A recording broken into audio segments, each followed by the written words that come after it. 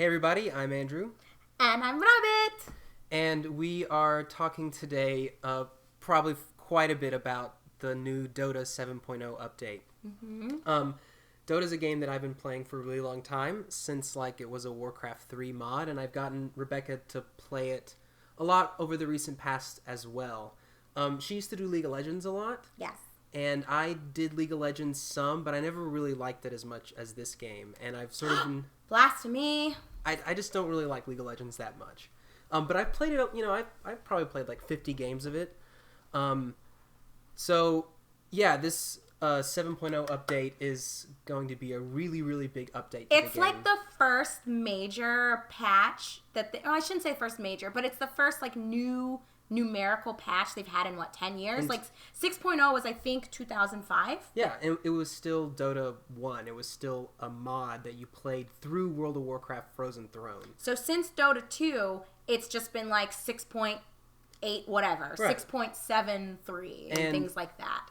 It's basically every patch that's come out has been here's a new hero, here's a couple new items, here's a couple little changes to the game, sort of changing the meta up. Right. But this one, they're doing basically the amount of patches that's been 2 years or 3 years worth in one go. Very, very exciting, because I saw just from the little teaser that I did that they made some changes that I've been begging for a while now.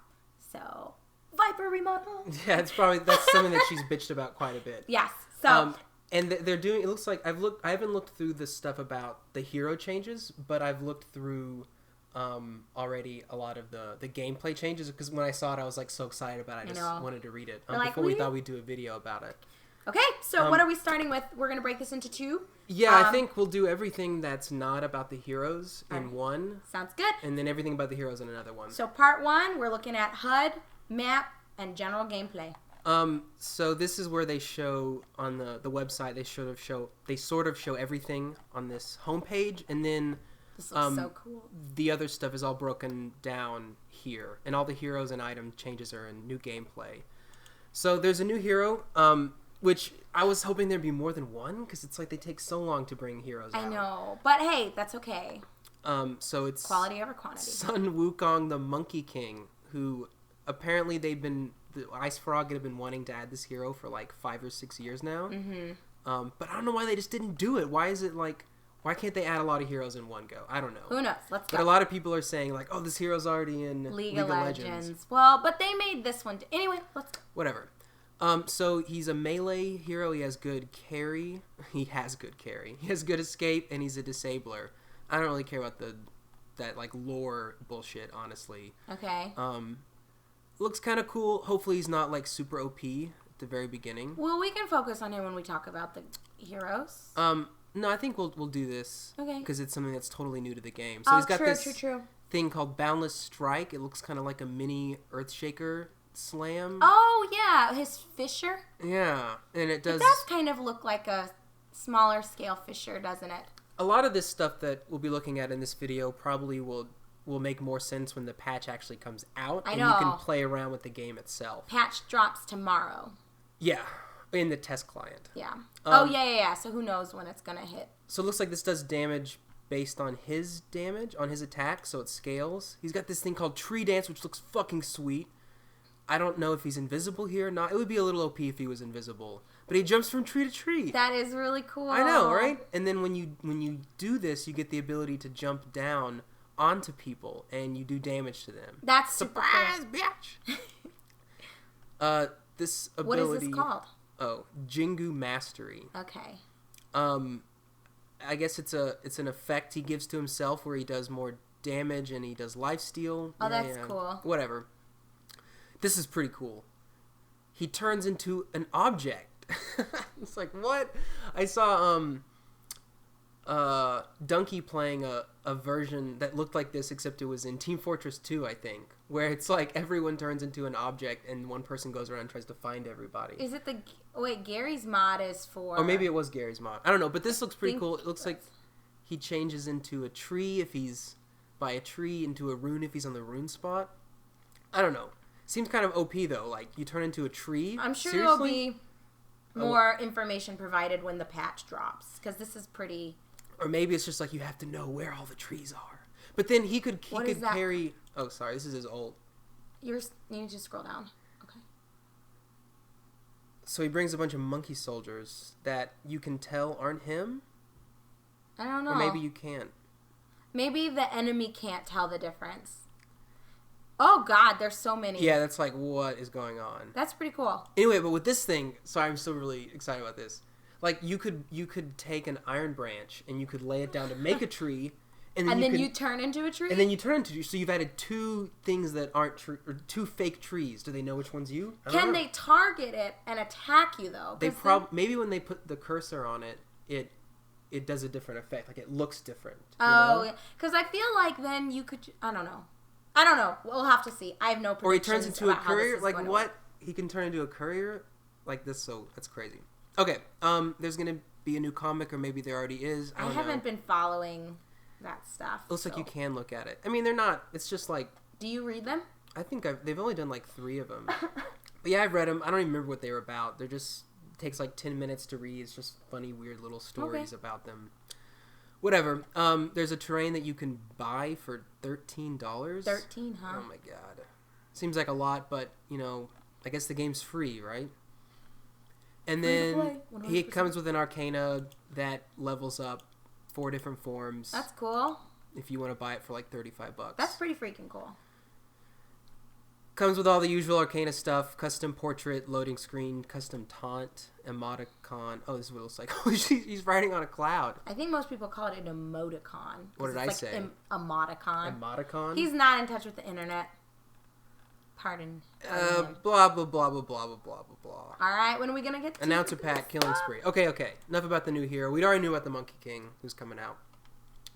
Okay, so they've done some changes to the HUD, it looks like, which is pretty cool. I like it. It looks a little more like League of Legends, which is a good thing, you know, because each of these MOBA games that comes out, they do different improvements, and there's always like a logic behind why it's done in a certain way. Well, there's more... I shouldn't call it white space, but there's more screen space this way. Yeah. You know what I mean? Like the HUD doesn't extend all along the bottom, it's more which efficient. is what it does right now. So now you can actually see more of the map, and all that is sort of consuming the map space is literally just information you need to play the game. You've got your map, you've got the character spells, items, and what's in the right corner. I can't see what's there. This over here? Yeah. Oh, is that the backpack? No. The backpack is these 3 spots. Okay, which yeah. is another thing Anyway, that they we'll added. get to all that. So but anyway. yeah, there used to be this loop. There used to be another section right here beside your hero level that would have your base attack speed, your movement speed, your strength, agility, and intelligence. It was the attribute. Yeah, the attributes. Section. But now they've moved your attack is here, your armor's here, and your move speed is here. And I don't know where your stats are. I'm guessing that it'll be clear when we can actually like mess around with it. Maybe that's on the lower right hand. All I see is that, whatever. Let's keep going. I mean, it looks like what they did is they just shortened this part here. Yeah. And they put the stuff up here instead. Okay. And I'm guessing your stats will be somewhere. Whatever. Okay. There's still time before it's finalized, you know. So here's where they're talking. Oh, should have just been looking at this part. Yeah. Okay. So the mini map looks a little bit better, I guess. It looks like the hero more detail. Maybe? Icons are bigger. Yeah, maybe they just made it more cartoony and streamlined it so at a glance you can see what's going on. As you can see, they actually moved the bounty rune spot, something they talk about later. Runes, they changed the positions of a few things, didn't they? Yeah, they changed the positions of a lot of things. Roshan is here now, as opposed to being down here. It's so weird. Why? I'm guessing... Rosh just got comfortable, and they moved him. I'm guessing it's to try to balance the sides, because the sides are purposefully asymmetrical in the game. Like, the dire side has an advantage over Roshan. Is that going to be the case now? I don't know. Maybe they're trying to normalize it or equalize it, and Maybe. That's the purpose of shifting positions? Maybe. Who knows? I've always thought it's kind of cool that there's different things on different sides. Viper looks so beautiful now. Yeah, they updated Viper's model. But they added so when you hold down Alt, you can see your teammates' health, mana, and their buyback status. I'm guessing that's what this means. It means you can buy back. I don't really know. But that's pretty cool because that's nice. You can easily see if someone's, in trouble or what people need. I don't know. It's just useful. It's like, why not? Why not add more information? You can also change your settings in the game now, which, like, why would you That is such a basic thing that right? I don't understand why they didn't have that in there. You'd have to, like, minimize the game to go to the settings. Yeah. It's kind of weird. Well, anyway, thank you, Valve. Gaben, Lord Gaben. Yeah, thank you, Lord Gaben. All hail You have Lord blessed Gaben. us. You have blessed us. It's Christmas true. is early. Okay, they added a thing.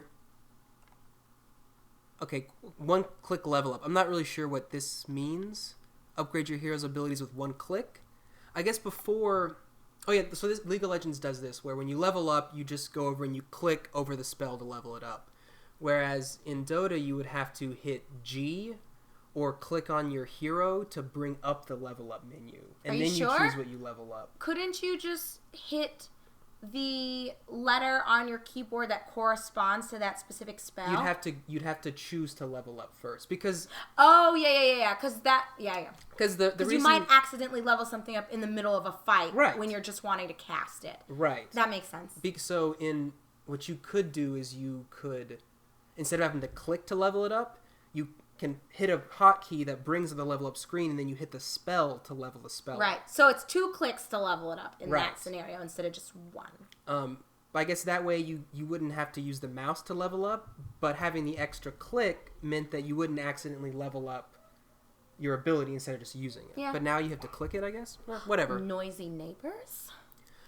They added a hero talents thing that's talked about later. Yes. Definitely the biggest change that I'm really excited about. And I haven't Yeah. looked at that stuff yet. And that's in the space of where the attributes used to be. Yes. So you don't have attributes anymore. Instead, at levels 10, 15, 20, and 25, you get... Or stats? What is used in the... Stats. Is it stats or attributes? It's the same thing. Okay, whatever.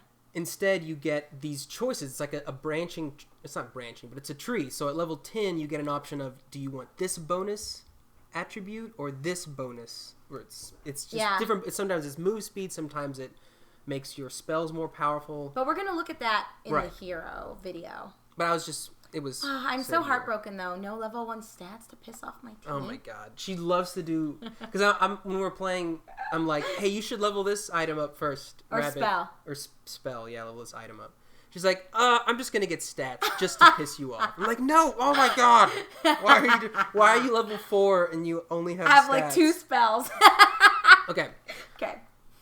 They added a That's unit true. query panel so that when you click on another hero, enemy or friendly, instead of replacing your HUD with their HUD, it brings their HUD up somewhere else. I'm guessing it'd be right here. Which makes more sense. I don't know why it would remove your HUD just to look at someone else. It was just how it worked in Warcraft 3. So much of this game is, when they made Dota 2, they just took copy Warcraft 3. pasted the formula. And a lot of the constraints of Warcraft 3 went into making it the game that it is. Yeah. A lot of, like, Fog of War, there being uphill and downhill, that kind of stuff, was all based on... Well, it's good, because they're deciding what to keep, what to abolish, so... So this is pretty cool, so you can still use your hero's spells while having someone else's hero up. Someone might say, oh, skill cap, you have to choose when to look at another hero. Yeah.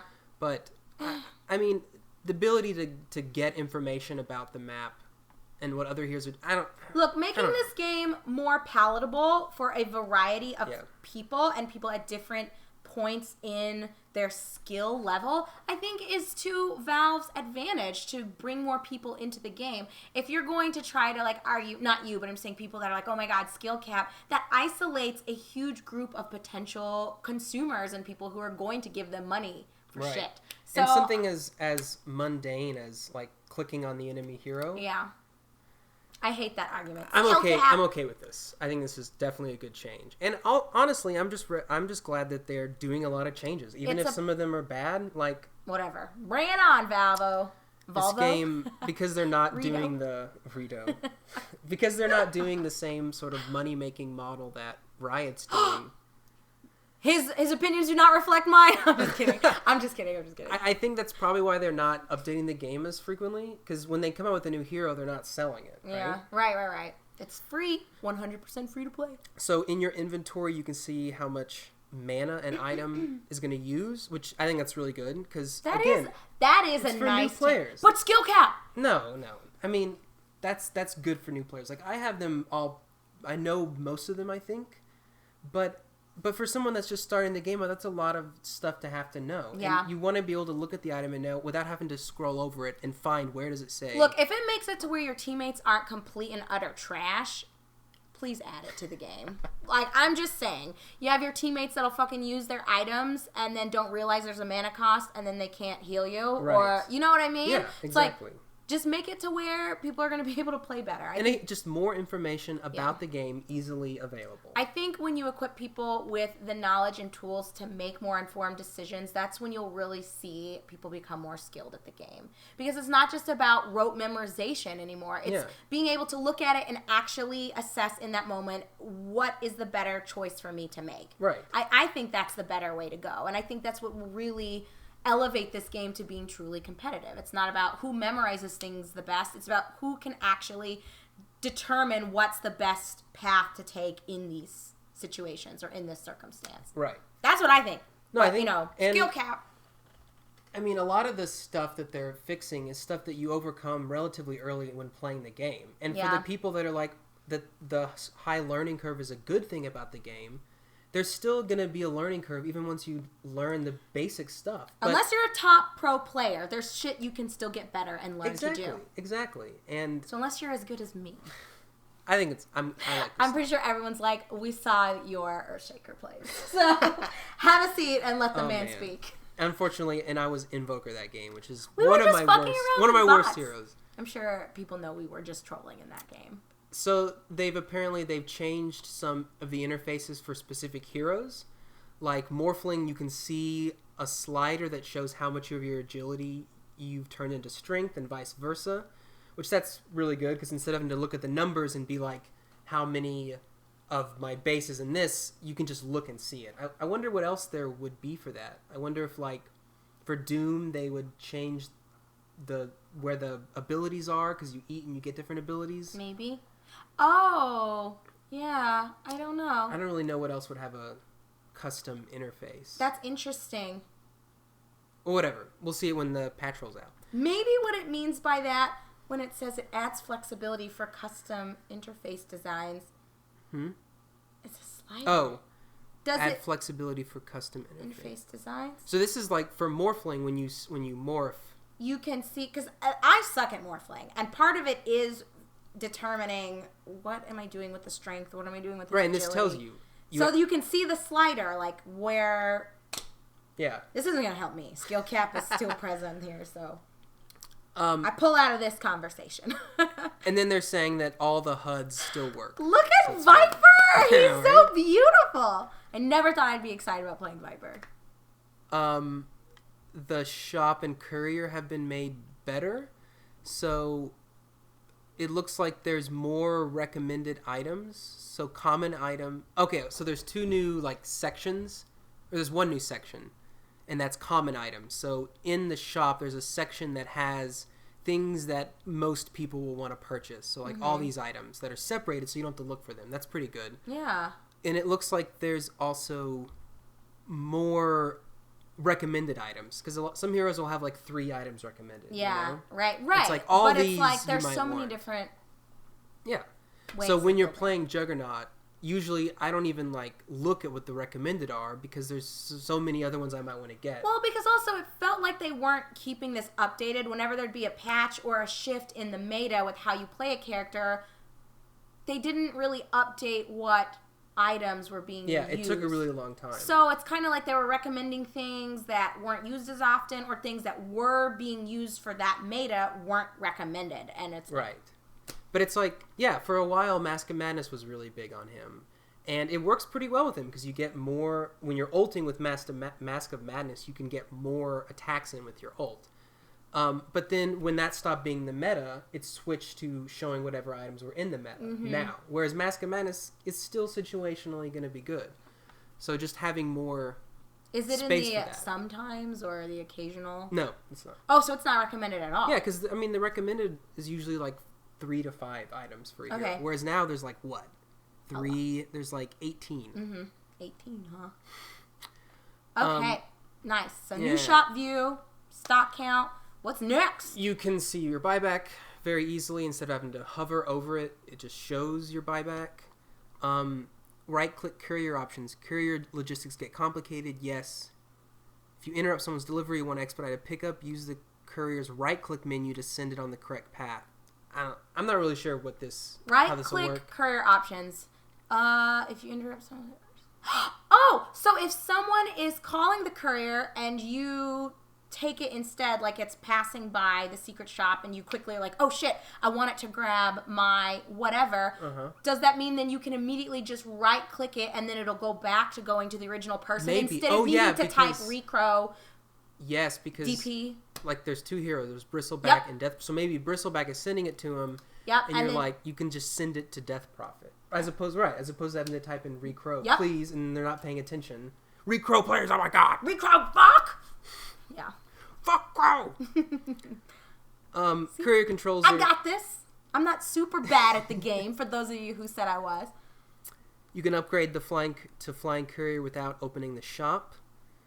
And the courier controls are adjusted. That's really nice. Yeah, I mean, that'll be something that when you play the game, you'll see that it's different. That's cool. That's a nice little tiny. Tiny's. Oh, he's got a bird on his Look, neck. he's playing. Oh, Tiny. That's a picture of him as a baby. That's so funny. Is that it in terms of HUD, map, and gameplay changes? Is everything remaining pretty much items and heroes? No. Oh. No, there's not. Okay. Oh, pregame. Let me. Yeah, I know you guys like to pregame, so we've added it to Dota 2. What? So the loading screen looks like. Okay, this. look at PA. That's too much. Yeah, this is kind of. All right. What? Okay, so you have to explain this to me. I don't know. I didn't look at this. So, I don't know what this. I'm guessing this just got updated. I don't know what there is about this, or if it matters or not. But in the picking screen has been updated, and it's been made to look more like what the heroes tab is when you're just in the game client and wanting to look at the heroes. That's convenient. Yeah. So instead of all the heroes being alphabetically in like a string. The card view, I think is what it was called. Yeah, maybe there is. They had 2. View. Like, you could switch back and forth between a card view and then I don't know if it looked exactly like this. I don't think it looked exactly like this. Anyway, there were 2 perspectives.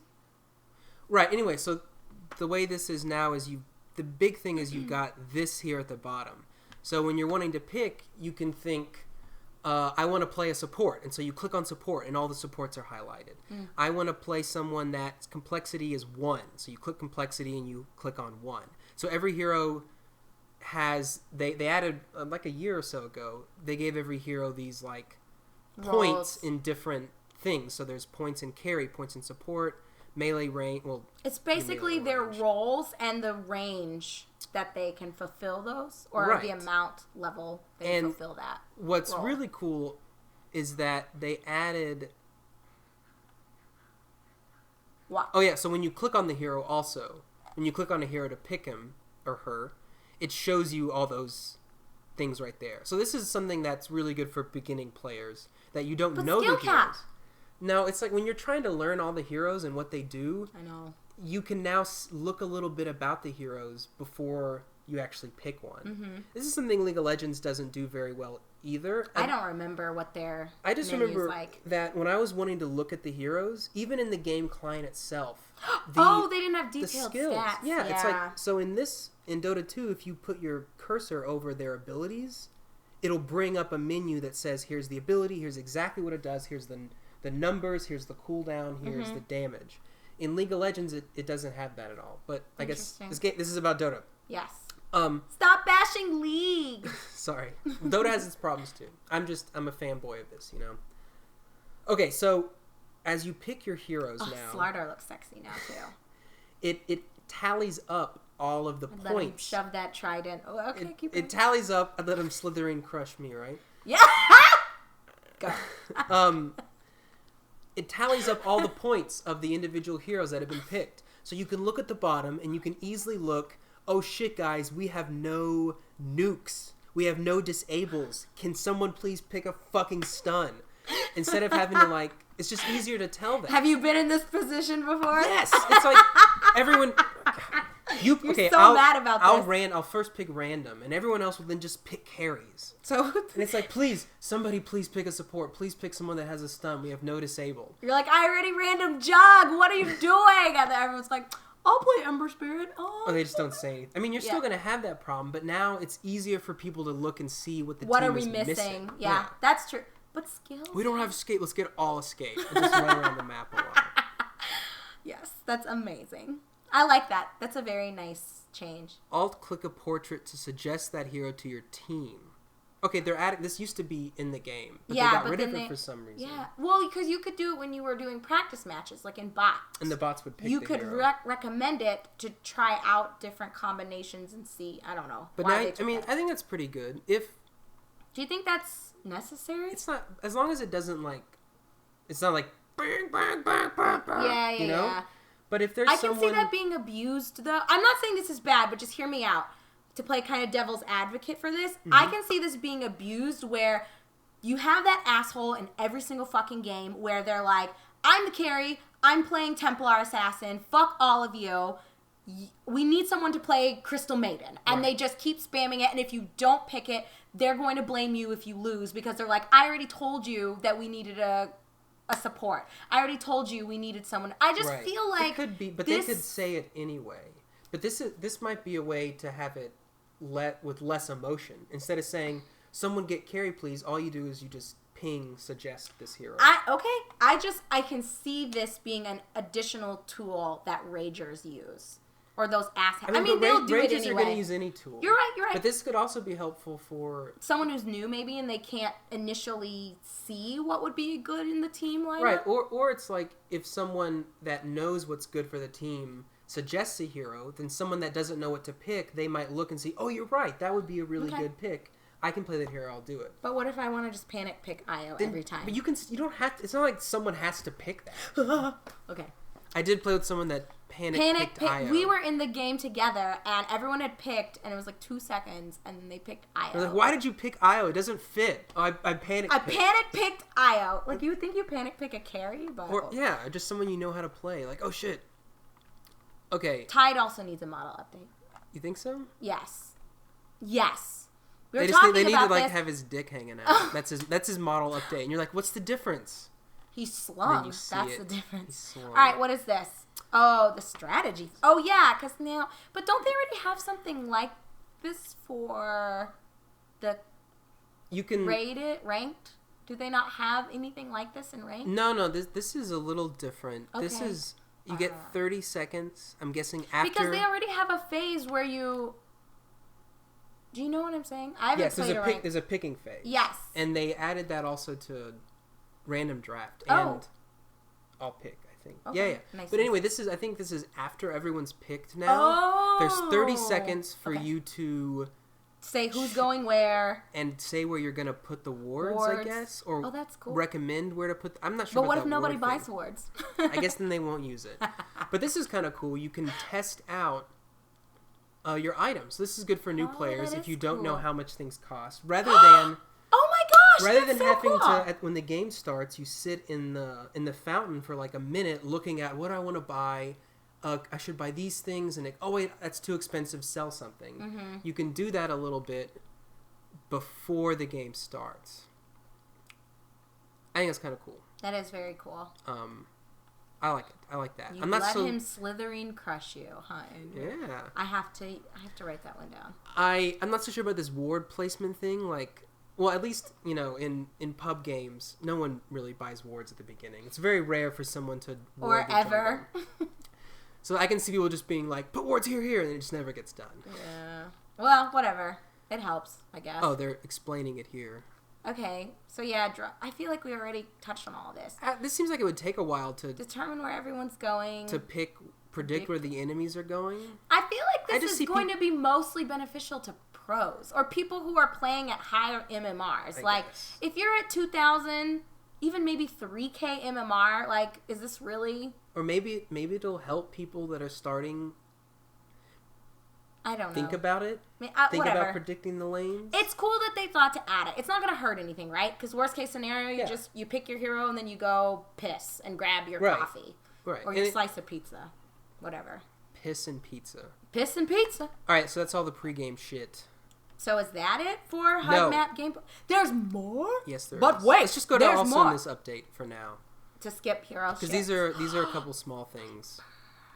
They updated. So beautiful. Sorry, they updated the models. Viper. They got. There we go. Slytherin Crusher over there. And then now Enigma is swole as fuck. I think he looks about the same to me. No, he's swole. He didn't have muscular arms before. He has bigger hands too. All right, that's it. Okay. All right, other changes. You can. Community authored bots. This is going to be amazing. I want to make the most trolly bots ever that feed mid, and that's all they do. Feed mid I'm bot. just kidding.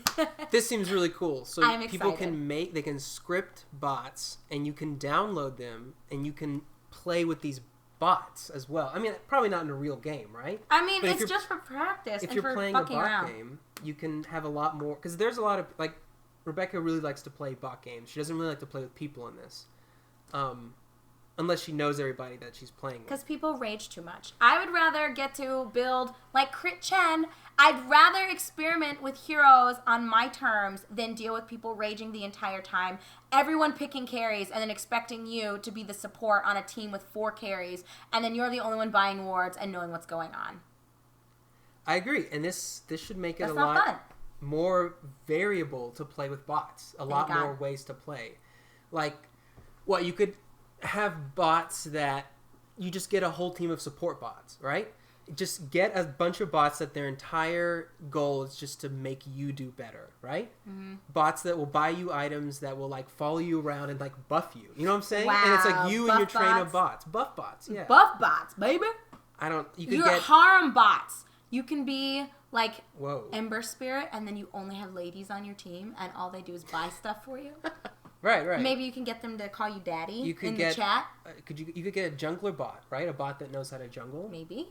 I feel like this is going to be very cool, and this is going to at least change how people can practice and experiment. So I think, again, this is making the game more accessible for people, because as it stands right now, I personally think they've taken a couple steps backwards with how they do the bots. So it used to be that you could select how you wanted each specific bot to perform, within the parameters that they've designated with, like, hard, medium, unfair, whatever. But now you have to choose what all of the bots on a team are like instead of each individual bot. Like, they're all unfair. But what if you want to limit yourself to, or even the number of bots that you have? Like, you can't have just you, your friend, and 1 medium bot versus 5 hard bots. We would do 2 bots on our team instead of 3. Now it's like your whole team, like you and your friend now have to have a full team of easy bots instead of 1 difficult bot or medium difficulty bot. Anyway, long story short is I think that they really took a lot away from people regarding the bot matches and your ability to truly customize it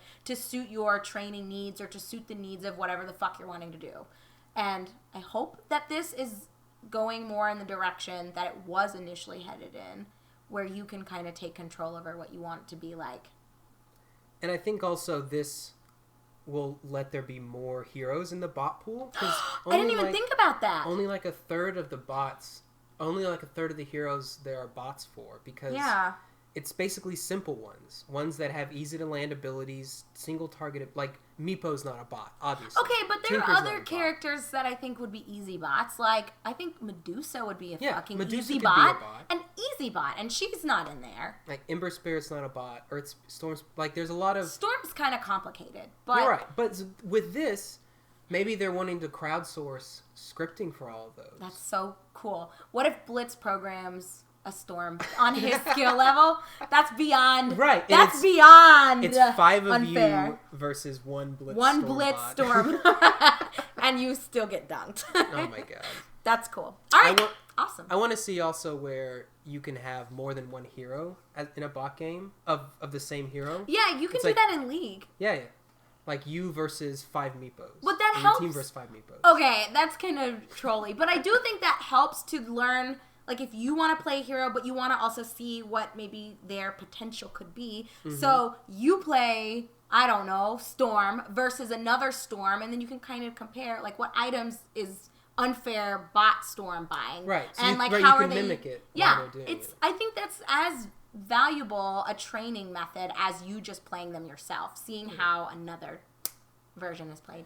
Anyway, we've probably exhausted all there is to be said about that. Botpocalypse. And then remodels, which I can't wait for us to talk about. Look at these, it's like sexy dudes poses. I know. Sexy Slardar. We need a calendar of all Maybe of the not DotA so sexy, but look at this pose. So swole. Like they stopped him right at the crotch.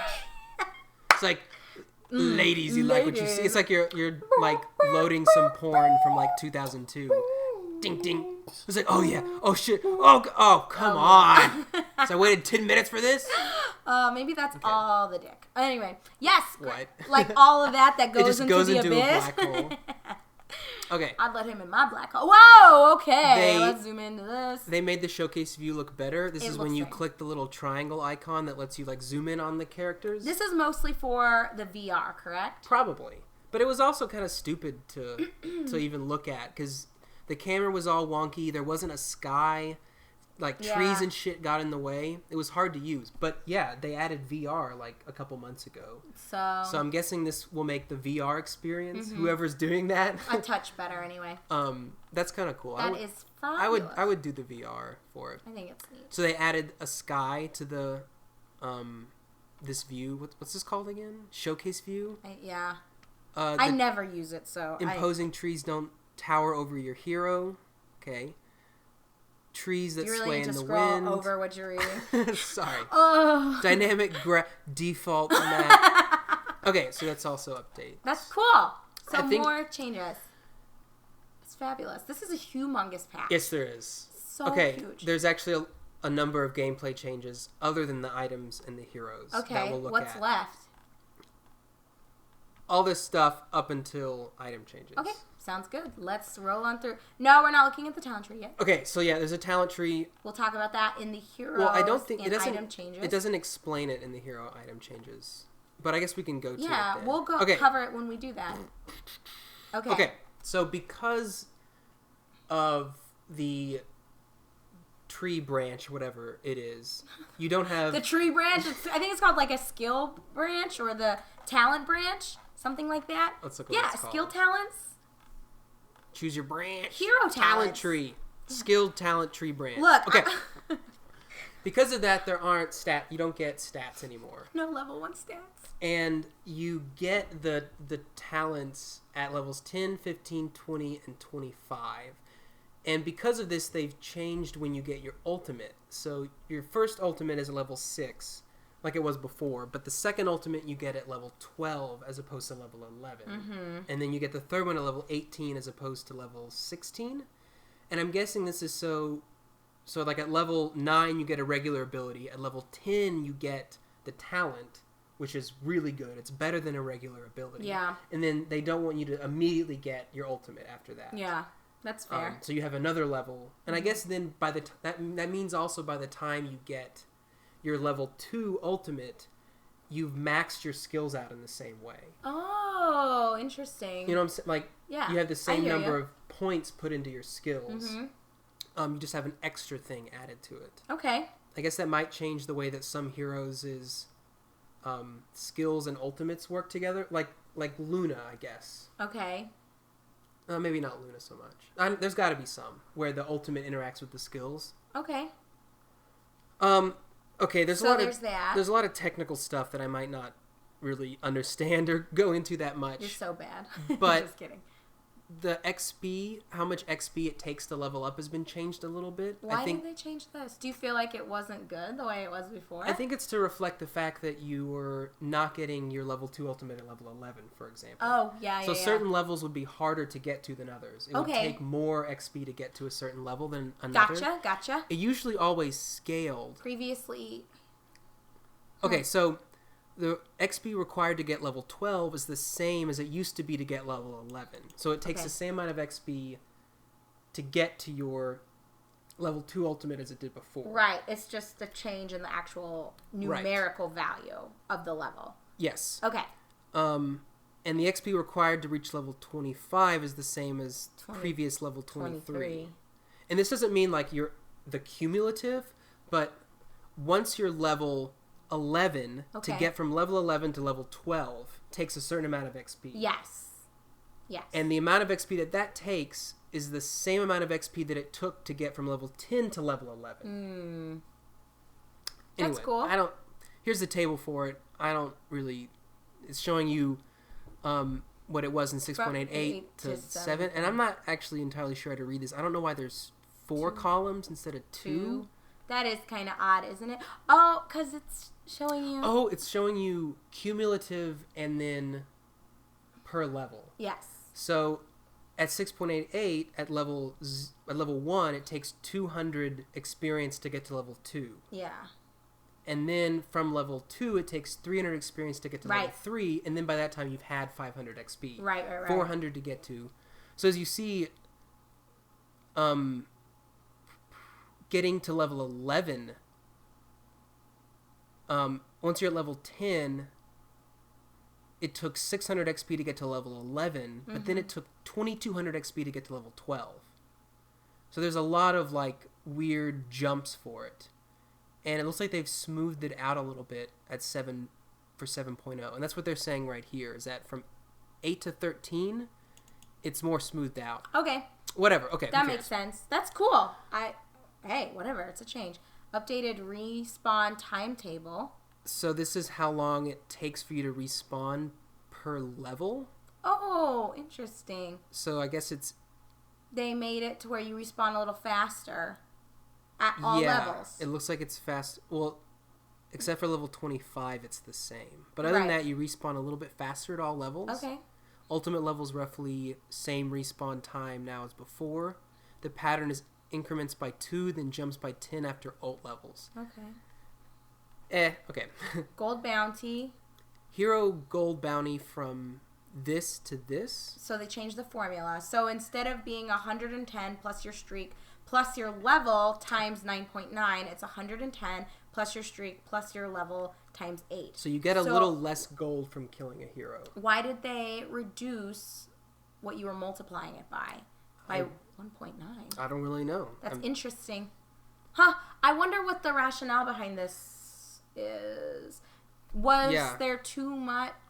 There might have been. Because then they couldn't they have just changed the streak instead of the raw value you're multiplying all of this by? They could have, but then you wouldn't be getting more gold for someone that's on a greater streak. Oh, yeah. Okay. They had like a year ago, they changed the way that the gold worked for kills, where you got a lot of gold from killing in a group. If you as a team worked together... To encourage team fighting. Right. Yeah. As a team, you got so much gold cumulatively, like if you added everyone's gold together from getting a kill. So maybe this is to counter that a little bit. That's fair. But this also means that when you're solo killing somebody, you get a little less gold. I mean, it's not... So it goes from like 10 to 8. So it's like you get like 20% less gold. Yeah. Okay. Well, that's whatever. I don't know. Maybe someone that knows more about the game can shed light on that. Yeah, I don't know. Okay. Death cost was reworked. So this is how much gold you lose when you die. It used to be just based on your hero level, times 30. And now it's based on your net worth. Which you said you like. I think that sounds better. I think if you are worth more, shouldn't it cost more? Yeah, I mean, that's... For you to feed or for you to make a mistake versus just it being based on your level. Right. That makes sense to me, but I don't know what your thoughts would be on that, you guys. I think that sounds better, but I'm not a pro player. It's not like I'm at like 5K MMR, so. I mean, I wonder, you'd have to do like a spreadsheet of looking at when it matters and why, because usually as your net worth increases, your level goes up too, right? So someone that gets a lot of gold early on, they're going to lose more of that gold if they die, right?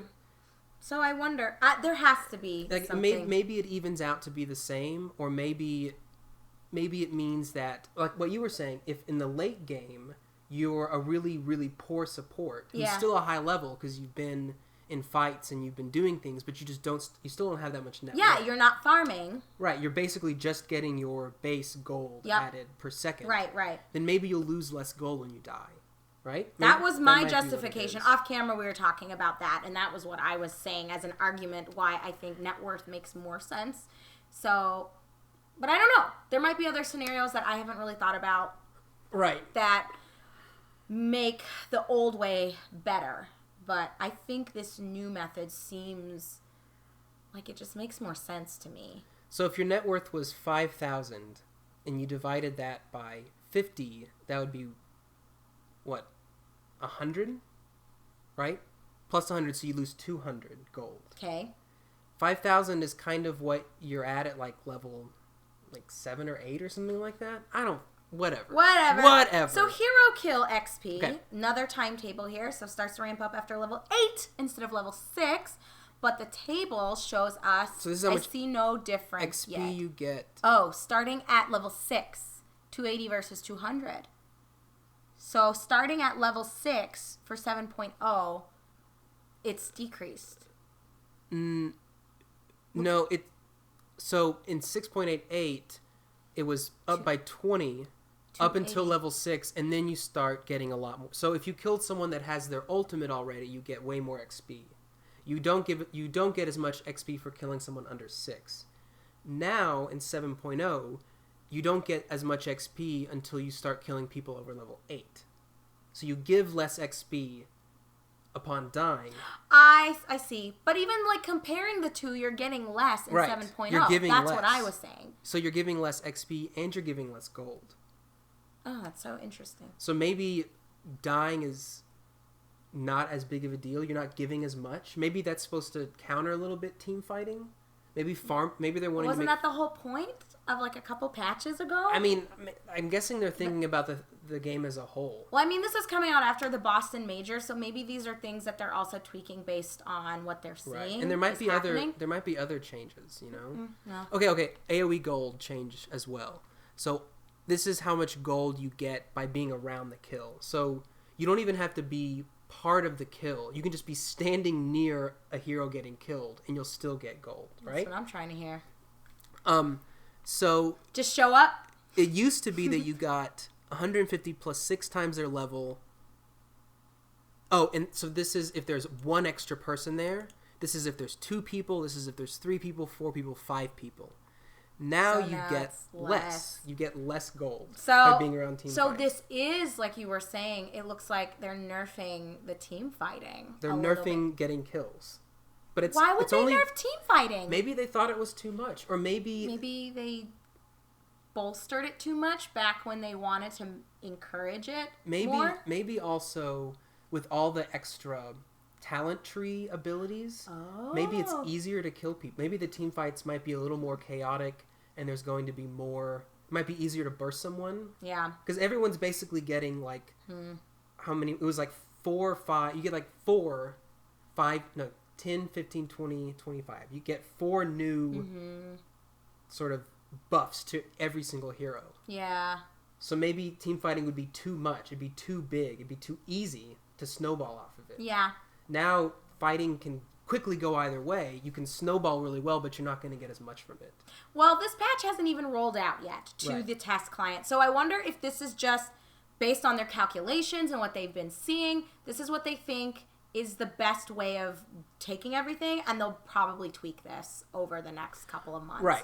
So, because I don't know why you would discourage team fighting, but like you said, there's so many changes coming in 7.0 that I can't even begin to piece it all together and how this might affect that. So the talent tree it might not make that big of a difference. I mean, like,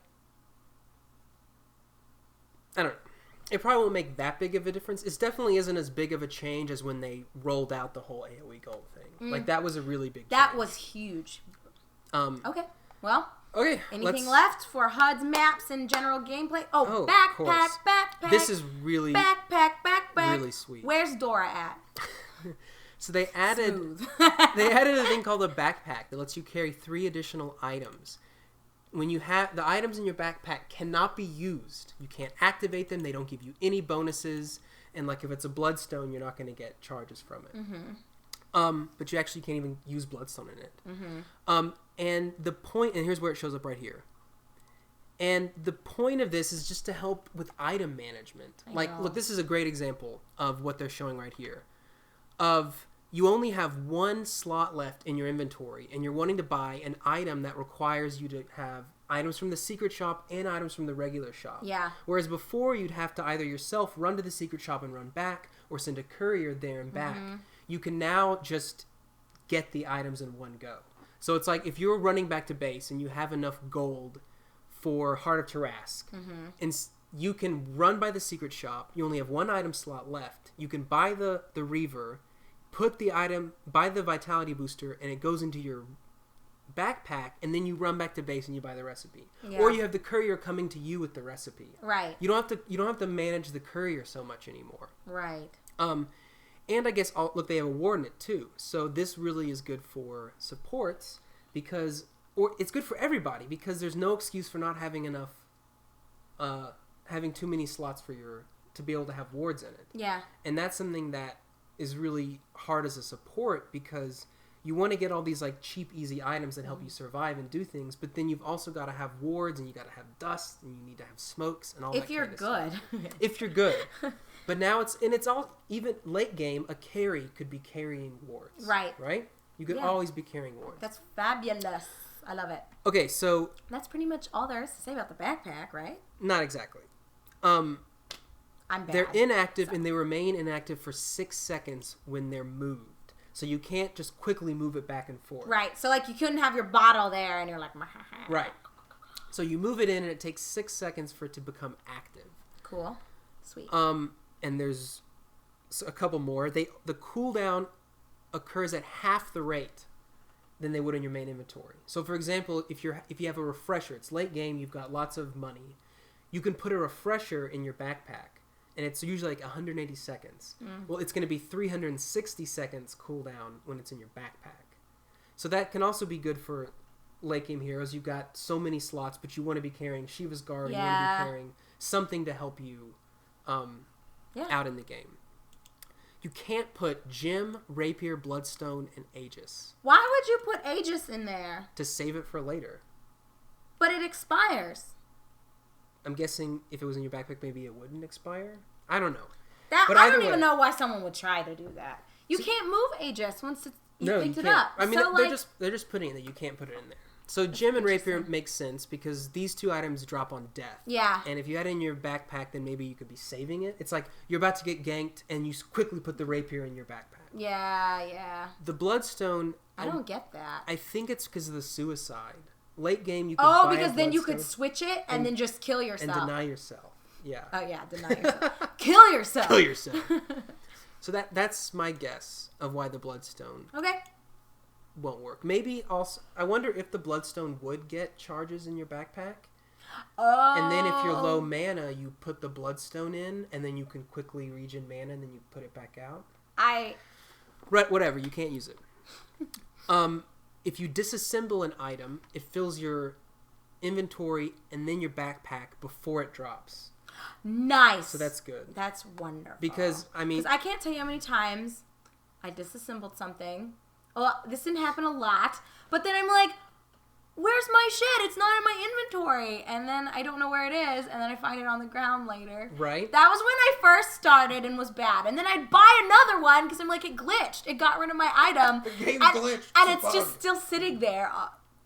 This happened mostly at the side shop, not in base. That's good. I mean, and that's easy because you're bringing the courier to you, and you want to go from Arcane Boots to Bloodstone. And then it's like... Fuck. Anyway, this is great. This is also good. Good for bad people like me.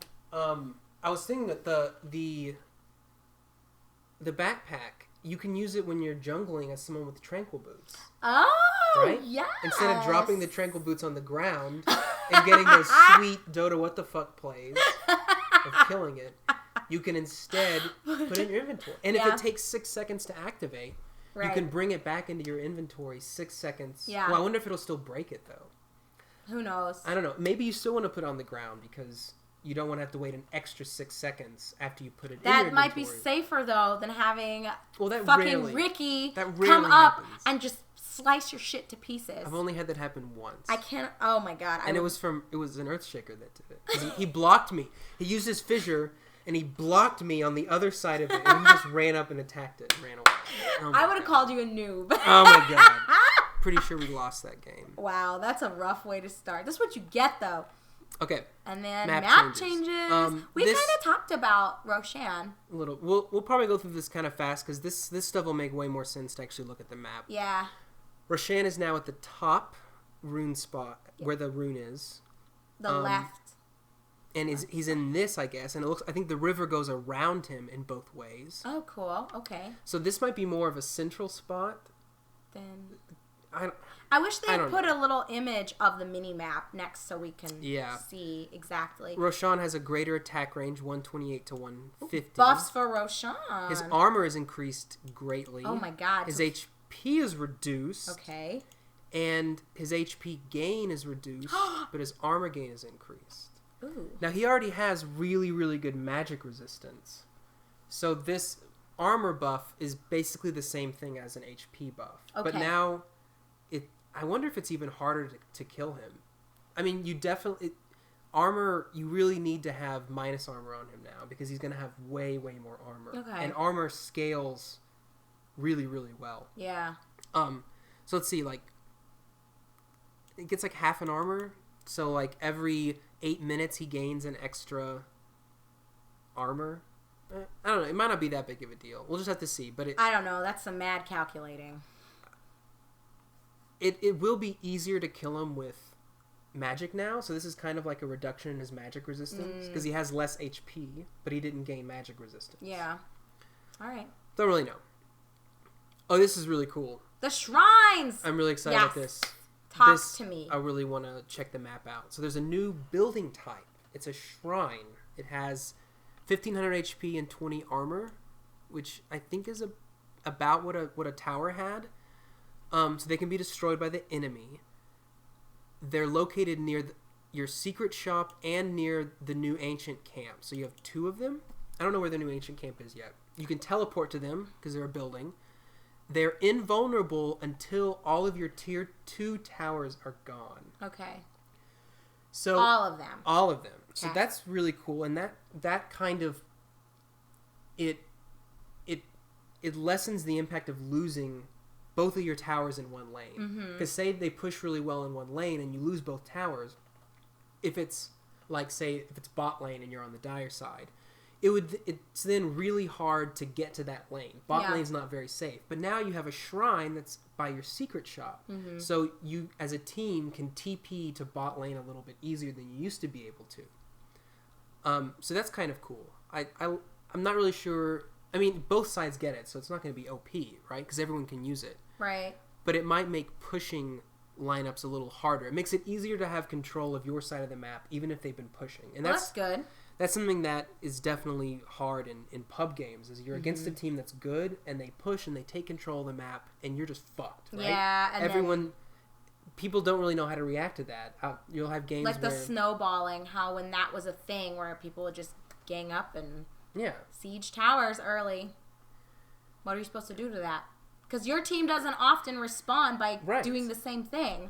So I've had plenty of games where the enemy team like takes control of our side of the map, and then teammates will just like stand in one spot and just do nothing or run back and forth. Well, because they're just like, what the fuck? It's like I can't. If I'm I go still out in my dead. laning phase, and people just don't know how to adapt. So I think this at least makes it a little bit easier for you to keep control and or try to take it back. Maybe You have 5 shrines inside the base. Okay, interesting. I wonder if they're replacing the regular buildings, because there are a number of things that are just building. Yeah, and then it's just like people can just destroy them and get gold, right? Like they don't serve any other purpose. But now they have an ability with a 5-minute cooldown.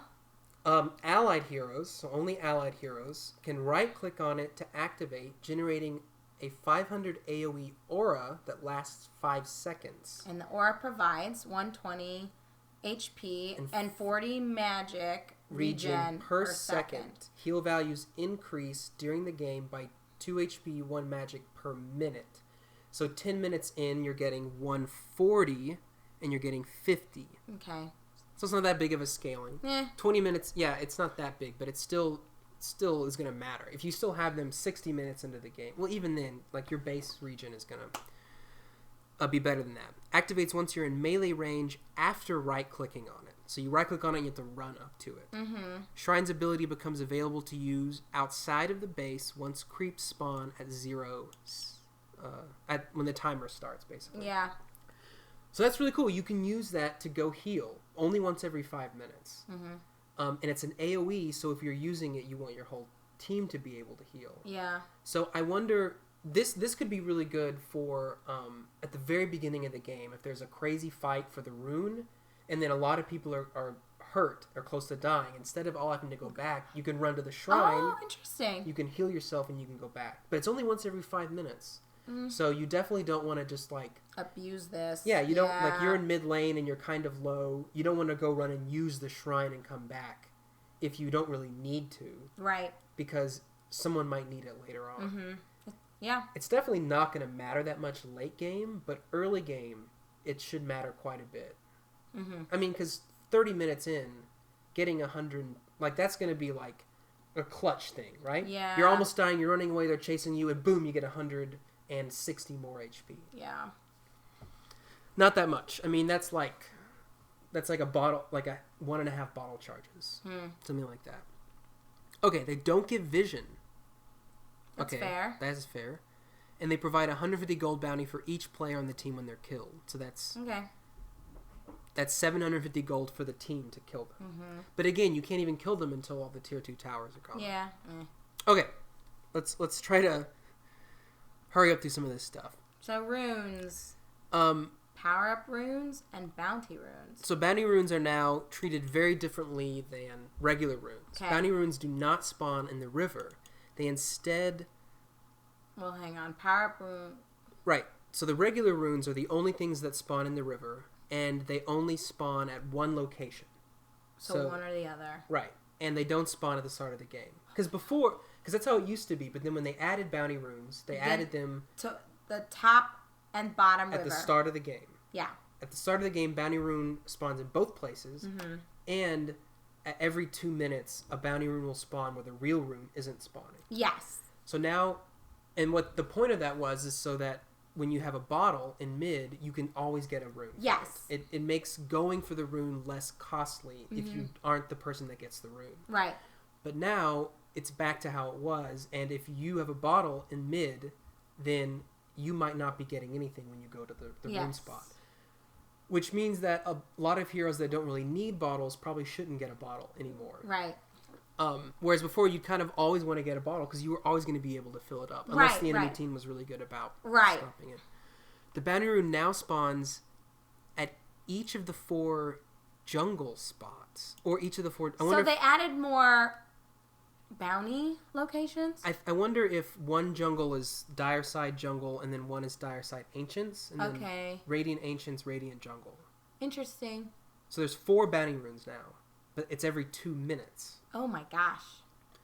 So this also... Well, that's what it was before, right? 2 minutes for runes? Yes. Oh yeah, it was. Yeah, okay. So if there's 4 bounty runes, I guess it's easier for... The jungler can get a rune more easily. Maybe the mid laner can get... So if there's a rune at your ancient spot, you can still get a bottle. Because if you're Radiant side, you can get to the ancients really easily. Are the ancients in the same spot? I don't know. See, this is what... we need to look at the map before we can really make any major calls about any of this. But it's still a cool concept that they're switching up the way that the runes are functioning in terms of where they spawn. So it could have a pretty big impact. Alchemist's Grievel's Greed bounty rune multiplier no longer is so fucking OP. Wow. Now it's only 2 times. So again, they're really... But I'm guessing that's because now it's possible for him to run around and get twice as many runes. Yeah, right. So now who knows? You have to, if you get both runes on your side, you're getting 4 times rune. Mm-hmm. Which is, where it was here. If you're lucky and you're just running in a circle and you get all 4 bounty runes, you're getting 8 times rune. Yeah, so that's fair. Okay. And the bounty only refills 2 instead of 3 charges. Interesting. Okay. Cool. Okay. Jungle. Reworked entire jungle terrain for Radiant and Dire. Both primary and secondary jungles. I figured they moved where things were. And all connecting routes. Primary jungle for each team now has 1 ancient, 2 hard, 2 medium, and 1 small. Secondary jungle now has 1 ancient, 1 hard, and 1 medium. What did it? Yeah. Well, it used to be that the secondary jungle only had 2. Yeah, it had the ancient and then a hard camp. Yeah. And then now they have 3. Okay, so there's that'll be really cool to see. There's 2 ancients now. There's an ancient in the primary and the secondary. Yeah. Let's see. There used to be. There's 1, 2, 3, 4, 5 camps, right? 1, 2, 3, 4, 5, 6 camps. So there's 6 camps in the primary and 3 in the secondary. So there's 2 new camps. I wonder if they're trying to, again, not trying to liken this game to League of Legends, but if they're trying to make jungling more of a role in this game. Maybe. It's pretty niche in this game where it's like Enchantress, Chen, sometimes Legion Commander, and then Enigma. Like those 4. They added a thing that nerfs this. Which is? It's here somewhere. Well, let's keep going. Okay. No, I'll just say it now.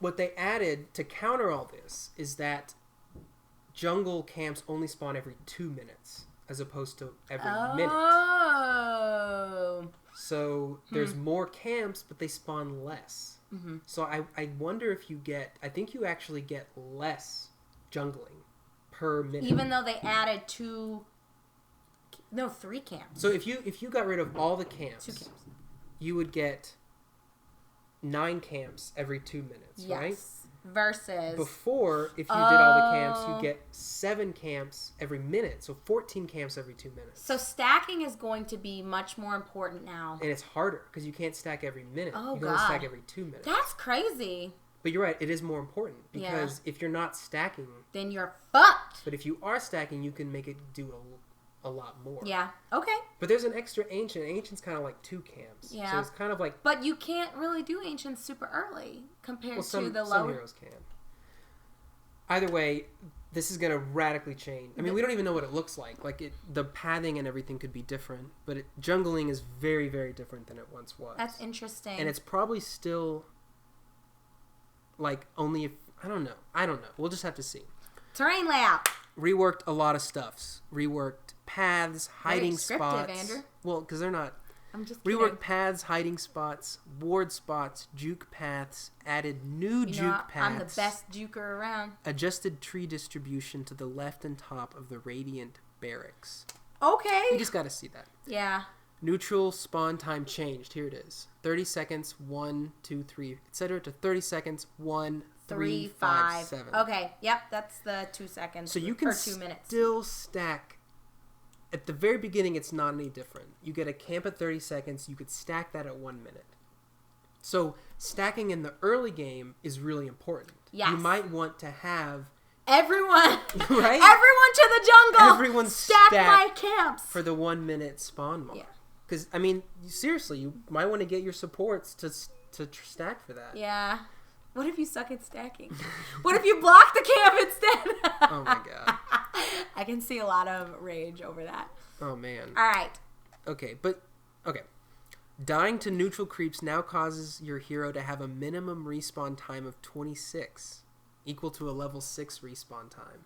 So denying yourself to neutrals is not nearly as good as it once was. Oh. At least early game, because before you get low early game, you just run to them and then deny yourself, which is infuriating. The bots are doing it now too. Oh my god! But right, because then you would almost immediately respawn and you just run to base. Yeah, it's fast, or you run back to lane. It's faster. Some people we saw even in some pro games when they're like, I'm just gonna suicide to this because it's faster than running and then TPing back. But now it's not necessarily faster. Yeah, that's cool. That's cool that they thought about that. Neutral camps now. Hey, ancients are no longer spell immune. Whoops! I was going to where the mouse was. Ancients are no longer spell immune. Now have 70% magic resistance, so you can use magic against ancients, but it's still not going to be that good. Okay. But that also means that stuns will work against them. So certain effects would be good against them. Okay. So you can stun ancients. Life Stealer and Chin. Well, I was thinking also Crystal Maiden can freeze them. Crystal Maiden can freeze them. But now Life Stealer, if he takes a black dragon, it's not spell immune. You can stun it.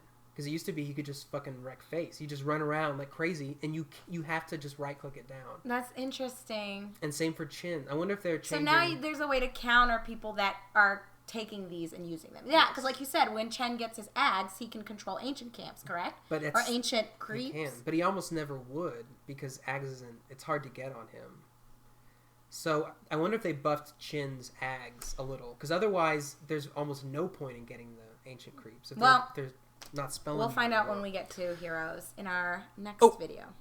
Abilities don't affect ancients. Arcane Orb and Chakram. Chakram. Midnight Pulse already ignores ancient. So both of these are pure damage. This is OD's attack modifier, and this is Timber Saw's. Oh, perfect. Neutral creeps now have 1 mana regen. Interesting. So over a long period of time, they will regen mana. Okay. And I guess they can be affected by regen auras now that increase their mana regen. Interesting. Swapped order of Ancient Thunderhide's abilities. Slam is now 3rd. Relevant for Doom. Oh, because maybe it'll change what position it's in when you eat it. Yeah, because you only get 2 abilities from eating, and if the Ancient Thunderhide, which I think is the Triceratops looking thing, if it had 3 abilities, Doom would only get the first 2. Could Doom eat Ancients? Wait. No, Ancient Thunderhide. Oh, maybe he can eat them now that they're not spell immune. Doom can eat Ancients now. Oh, so that's the implication and there. Enchanters can get Ancients. Oh, wow. Oh, man. Okay. That's interesting. Doom can eat an Ancient now. I don't know why I didn't that think of blew our minds. Yeah, I was like, what? I was like, wait, can he eat them? He couldn't eat them before. Okay. Who else gets Ancients? Enigma can turn them into Eidolons. We shouldn't call them Niglets, I guess. We definitely call them Niglets. Enigma's Niglets. Who else can do... Oh, I don't know. That's cool. That is cool, though. That's really cool. So you can get the health aura creep. They've got to change Chin up a little bit. You can get it's like there's one, the big golem guy gives wait, I'm sorry. He gets 15% bonus HP. I mean, he's got like the That's awesome. That's really fucking cool. They really are switching things up. Yeah, there's a lot to this. That's crazy. I'm excited about getting to the heroes, so let's keep going. Swapped order of Ancient Black. Okay, whatever. Yeah, blah, blah, blah. There's a new Ancient. What? This fucking so abomination. Cute. They made a bigger version of the It's like a Centaur Satyr. Look at it. He's got hands for feet. Oh, he's so cute. 2 Prowler Acolytes and 1 Prowler Shaman. Helm of Dominator. Oh, also can get the Ancients now. You can get a Helm of Dominator Ancient. Oh my god. Okay. This is crazy. Okay, sorry. Focus. And there's 2 camps. That's 2 Ancient camps. That's awesome. Okay. I just had to throw that out there because it just clicked. This guy looks fucking sweet though. He does Dude, look super cool. We love the satyrs. They're definitely the coolest. They're so cute. And I like how his color, they sort of went with the whole color scheme of the satyrs. They did a good job with the provides a stacking aura, creeps. 10% lifesteal, and 10% HP generation. Oh. That is so good for Doom to eat. Oh my god. Like, that's even better than Daddy Satyr, than the purple Satyr. Yeah. Which is what you liked to get early. I mean, everyone likes to get that one early. Well, they do now, but you were the OG. I was definitely using that a long time ago and as soon as they buffed it and made it 6 HP regen per second, I was like, guys, you gotta get this early game. As an aside, does that not drive you nuts sometimes, though, when you're ahead of the game and you're like, I know this is good. I know what I'm doing makes more sense than what everyone else is doing. And then a couple months later, everyone starts doing what you've been doing, and it's like... I liked it, though, because for those couple months, I was better at Doom than other people were. Because I knew to get that. It's crazy. Because you go and you get... If you're going Vlad's, you get Headdress early, and you're giving off an 8 HP early game, that's nuts. Like, you are unstoppable. Okay. He has 0, or it has 0 magic resistance and 10... Don't oppress this thing. No patriarchy in this video. Wait, this has 0 magic resistance? So then it's gonna get fucked. Because they just added 70% magic resistance to... But this one has 0 magic resistance. Okay. Let's see if it has something else. Passive autocast causes next attack... wait. That Prowler Acolyte and one's a Prowler Shaman. So they're only showing one of them in this picture. I don't know which this one is. So I don't even know what an Acolyte is. There's 2 of the Acolytes. Oh, so the big guy is the Shaman. Oh, what's an Acolyte? An Acolyte's like a follower. Oh. Right? Like a religious follower. Oh, okay. More.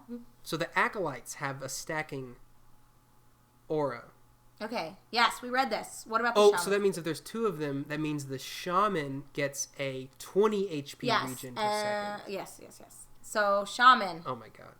If you're Doom and you get Helm of the Dominator, you could have that yourself. Why would you get Helm of the Dominator? So you can stack auras. Andrew. Because they have stacking auras. You could eat one of these guys and have one as a pet. Or if you were Chin and you got 4 of these, you'd have a 40 HP region per second. And 40% lifesteal on your team. I'm pretty sure your team would call you a noob. No, they would call you a noob until you're saving everybody. That's kind of cool. Okay, shaman. Prowler shaman. This guy. Yes. Passive autocast causes next attack to root the enemy for 2 seconds, preventing movement and dealing 150 damage, and you're rooted. Cooldown 15 seconds. Okay. It's like if that's every attack. All right, active. He can cast a 300 AoE effect around him, reducing base physical armor by 50% and dealing 200 physical damage. This lasts 6 seconds and has a cooldown of 12 seconds. Reducing base armor. Okay, that's good against people that have high armor. Yeah. And that would pair well with Elder Titan, who already reduces your base. Well, he reduces it by 100%, I think, by level 4. Well, whatever. Anyway, no, both abilities will be used by neutrals against enemies if there is a nearby hero. Okay, so they'll start using it. And this also has 0% magic resistance and 11 armor. That's weird that it has 0% magic resistance. These might be so good that they want it to be easy for other people to kill. And they're not telling us what its HP is. Okay, moving on. Okay. Unless you have something to say? Nope. Okay. I really like this thing, though. I know. It looks so really cool. Cute. I want to ride it. New Chen mount. Other map changes. Oh, God. Tier 4 towers now have the same region as the Ancient. Okay, so Tier 4 towers regen more. 3 seconds? 3 HP per second. 3. Or do they That's regen? what I meant. That's what I meant. Yeah, they regen more. Okay, I don't remember. That's the ones that are right by your Ancient. All right, using a TP scroll no longer destroys nearby trees.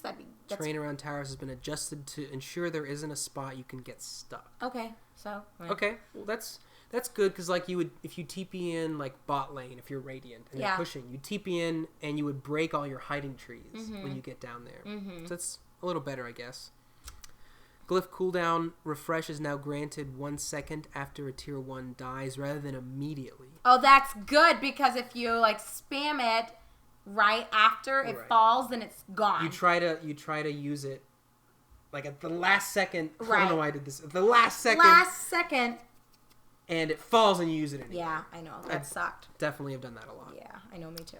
Ancient building vision increase to 2600.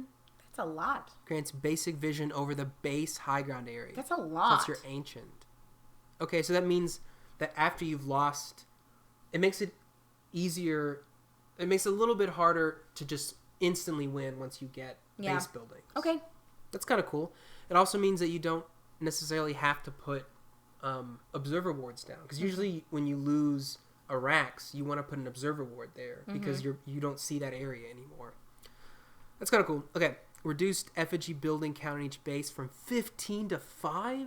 You could have 15 effigies? How? There's only 5. I haven't even fucked with effigy, so I don't know. Adjusted effigy building positions in the base. Okay. The HP increased. They doubled it.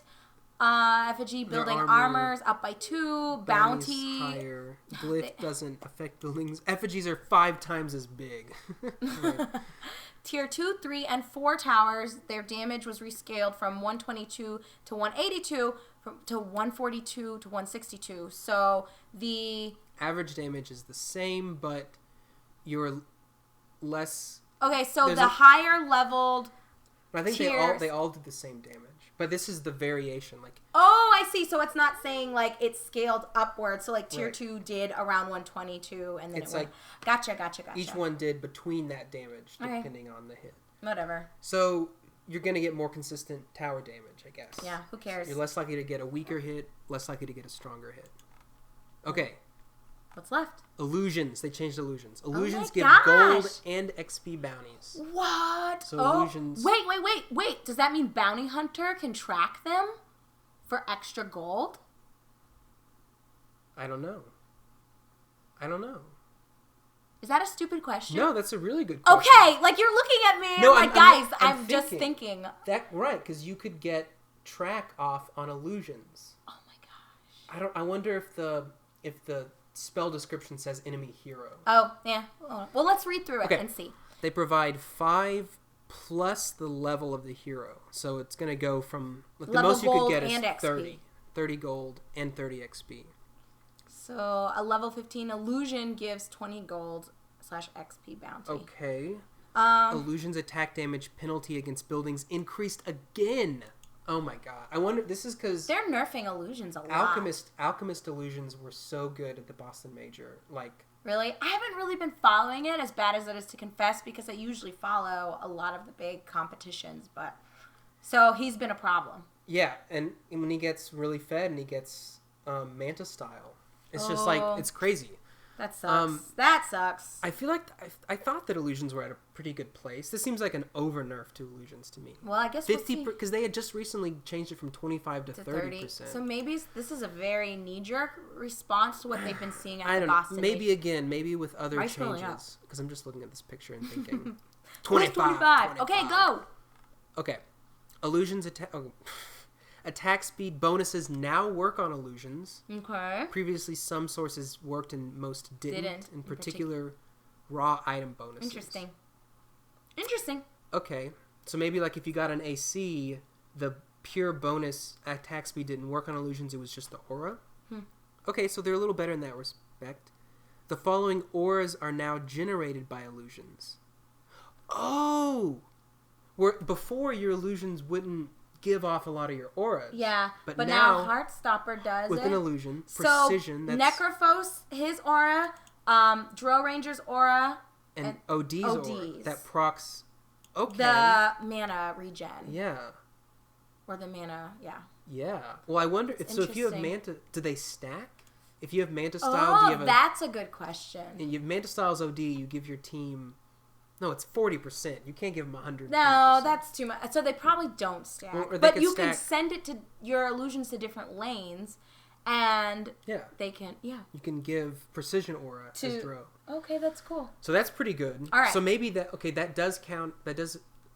If they added this if they added the precision aura thing without decreasing the damage, it would be way too good because Drow Rangers illusions are going to be getting precision aura. Yeah. Right? So they're doing more damage because of that. Right.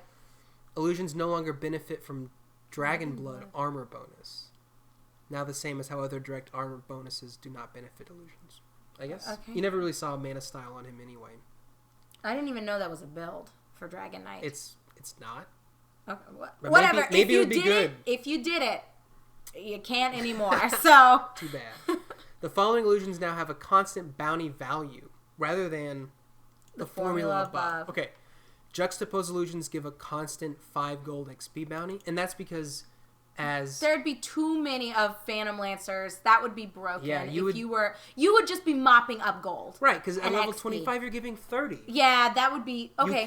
You kill 10 of his illusions, you get 300 gold instantly. That's fair. And then the Wall of Replica illusions also it's the same. And that's the same thing because you can keep going through Darkseer's wall and then continuously farm them for gold.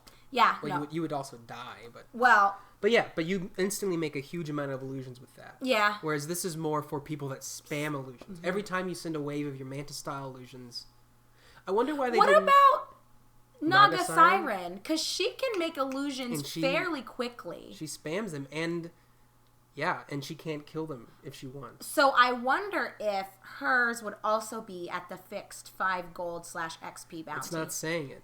What I wonder if they could add is a sub-ability where you can instantly destroy your illusions as Naga Siren. They could do that, right? I don't know. We don't know what the heroes are like yet. All right. Anything? General changes. Oh, God. Some general changes, and then there's the items. All right, and then we're done, and then we'll make a separate video with heroes and items. Okay. All right, let's get through the last section. Root mechanics. So root is when you're stopped in place. So root is like Crystal Maiden's freeze. What is it called? It's not her. Is it a Crystal Nova? No, that's the Frostbite. Frostbite. So Frostbite is the bears entangle. Whose bear? The Syllabear. The What is fucking his name? Lone Druid. Lone Druid's bear. Yeah. People are gonna think I know what I'm talking about. I've been dropping some good ideas. I'm actually bad at Dota 2. Don't be fooled. The high troll priest or whatever that he throws out the net. Oh yeah. And I think Meepo's net. Are those the only roots? There have to be other ones. Yeah, there are probably some other ones. Okay, root now disables burrow strike. Okay, so you can't burrow strike when you're rooted. Oh, so Sand King can't just like get... Right, because usually you can still use spells. Right. But these are all spells... the spells that you cannot do. These are all spells that get you away. Oh, so now you can't... escape from the root, which I always thought was kind of broken anyway. Like, if you'd freeze someone, or like you said, throw a Meepo net, and then they just... Burrow Strike's a great example, especially if it's at its max level. The range is pretty big. Ball lightning. And then you can just fucking get out. Like, but I mean, that's why root is supposed to be a softer... It's a soft disable, stun. Right? Yeah, right. But I mean, Meepo net is OP. Like... It's really you've got like 5 of them and you can throw. I agree with you still being able to use spells when you're rooted, but I don't think you should be able to use one that distance you from the person that rooted. Because then that removes the purpose of the root. You're not rooted if you can still get away. Rooting is holding them in place. It's because you can still use spells. I know. You just can't move, but a spell breaks What I'm saying, though, is you shouldn't have been able to move away. You should be able to use all of their spells. So now they're doing that. Root spells are better against people that like this, okay, that are good at getting away. Whereas before, to stop a, to stop a Storm Spirit or to stop a Timber Saw or to stop Marana, you'd have to get a good disable. You'd have to get a Silence or a hard disable. But now roots work against them, so you can counterpick someone that just has a root, and you can still get rid of Storm. Yeah. So it's a slight nerf to all the heroes that really rely on these abilities to get away. Like, he doesn't rely on it that much, because it's like a 35 You're just saying cooldown. Who? Who uses Icarus dive? Phoenix, it. Okay.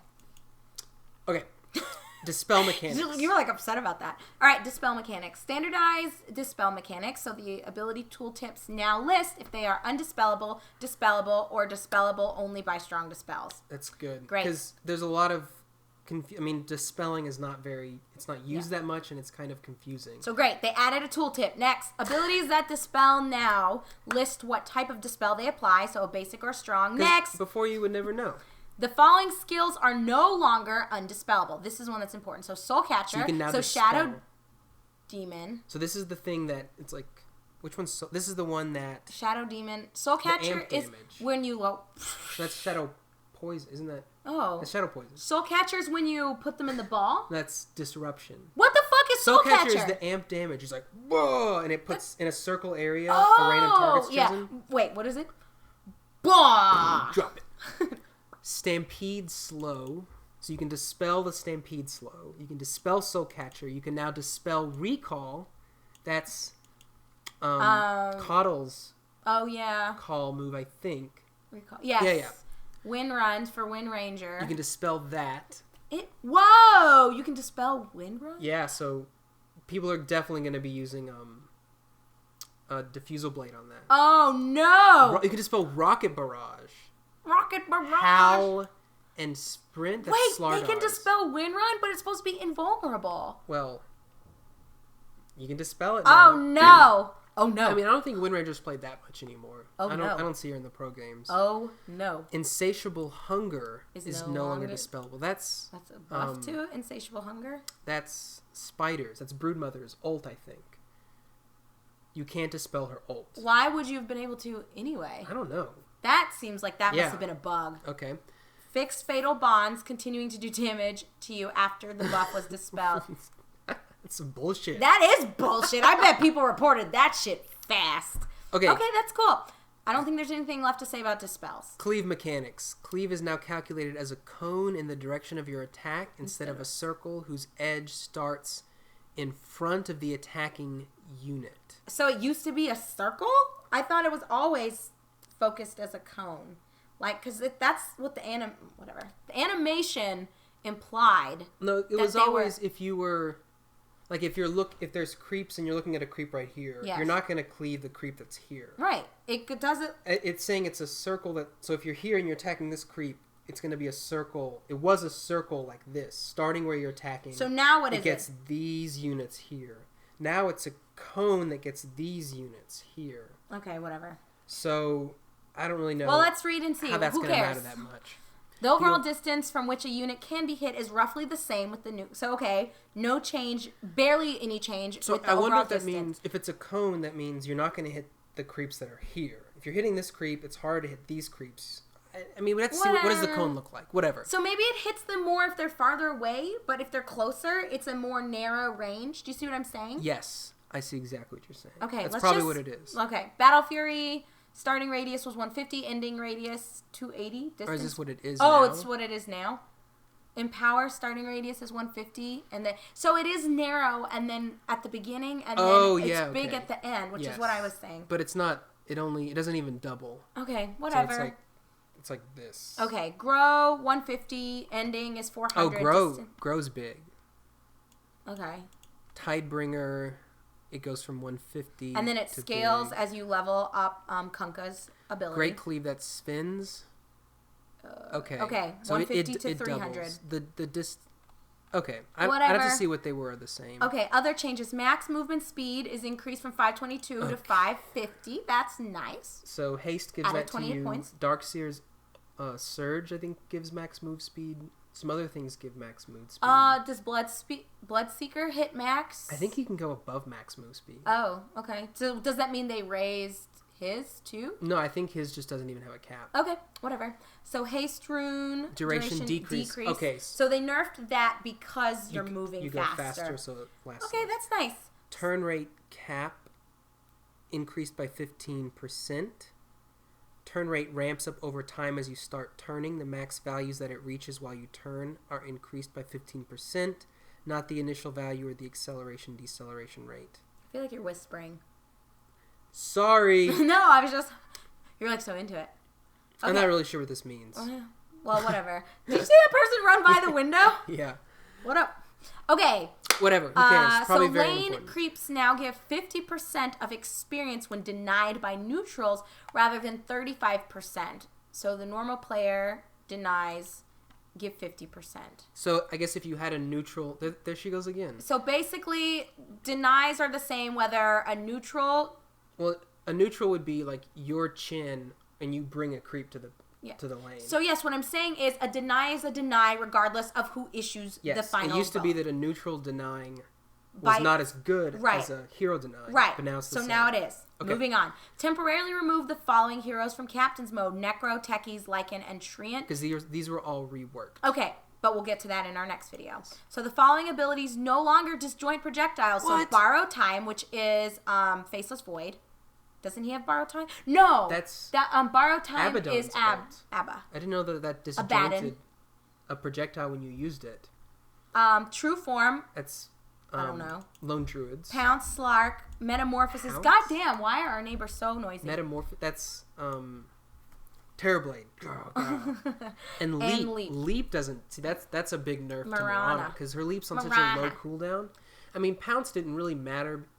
Pounce because you use Dark... Borrow Time disjointed projectiles? When you started? So I guess. Maybe that just... How would you ever calculate that, though? Right as a projectile's coming to you, use Borrowed Time? I don't know. Why would you ever waste it just to... You know what I'm saying? The following abilities now do disjoint projectiles. So Test of Faith, so Chen's shits. Really? Recall, Coddle's shits. Morph Replicate, Morphling's shits. That's really weird. Test of Faith... That's the one that sends... That's... Test of Faith. I think that one sends you back if you're a friendly unit. Is it? I don't... Chen is too complicated for me. I don't really play Chen. Okay, so the following projectiles are now disjointable. So Splinter, Blast, Secondary Hit. I don't know what... That's Winter Wyvern when she throws... It hits one and then the second one. And then Soul Assumption. What the fuck? Wait, who does Soul Assumption? There's too many Soul shits. Moves. Is that... Soul Assumption. Oh, God. Whatever. Moving on. Yeah. We're both bad, I guess. That's going to bug me, though. The following abilities no longer have special rules/restrictions for Ancient. So Battle Hunger, Adaptive Strike, Electric Vortex, and Last Word. So they work the same on Ancients as other creeps. Okay, all right. Moving on. Following abilities now use pseudo-random distribution. So juxtapose, we've got Craggy Exterior from Tiny, Alpha Wolf, Critical Strike, and Giant Wolf, Critical Strike. Interesting. So juxtapose is what lets Phantom Lancer give his illusions. Craggy Exterior is Tiny's...